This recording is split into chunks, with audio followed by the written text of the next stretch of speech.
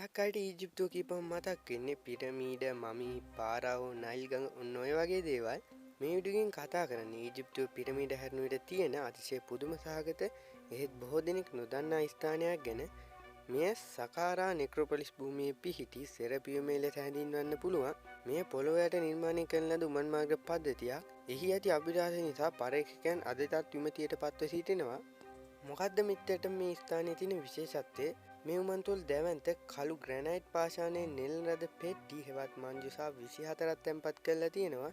පුදුමයට කරුණ තමයි මේ එක් පෙට්ටියේ බර ටොන් 70වත් 100ත් අතර වෙන එක. ඒවායේ පියන් විතරක් ටොන් 30ක් විතර බරයි. ඒ වගේම මේ පෙට්ටි අතිශය සිනිඳු විදිහට පිරිමැදලා තියෙනවා. මේවා පුරාණ තාක්ෂණය පිළිබඳ බරපතල ප්‍රශ්න මතු කරනවා. මේකේ තියෙන නොවිසඳුම් අභිලාෂ මොනවද? නිර්මාණ තාක්ෂණය ගැන බැලුවොත් මේ තරම් බර සහ සුවිශාල ග්‍රැනයිට් පෙට්ටි එකම පාෂාණයෙන් ඉතා සූක්ෂම විදියට ඔපමට්ටම් කර පටු උමම් මාර්ගය තුළට ගෙනවිත් තැන්පත් කරේ කොහොමද යන්න අදටත් පිළිගත හැකි පැහැදිලි කිරීමක් නැහැ.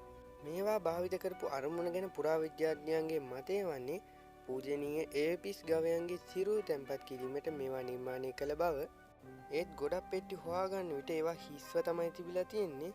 සොයාගත් සත්ව කොටස් කිහිපය මේ දැවැන්ත මංජුසාවලට කොහොමටවත් ගැලපෙන්නේ නැහැ. ඊළඟ කාරණාව තමයි උමන් තුල විදුලි පන්දම් දැල්ලූ බවට සලකුණක් නැත්නම් දැලිවෙන්දෑ බිත්තිවල හෝ සිවිලි මේ දක්නට නොලැබීම. ඒක තවත් අභිරහසක්.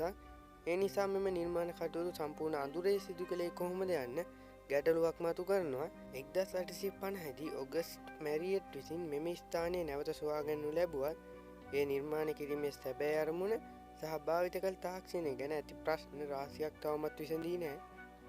මේ නිසා සකරාහි සෙරපියුමය පිරමීඩ වගේම පුරාණ ඊජිප්තු ශිෂ්ටාචාරයේ නොවිසඳුණු අද්භූත පරිච්ඡේදයක් ලෙස සැලකෙනවා.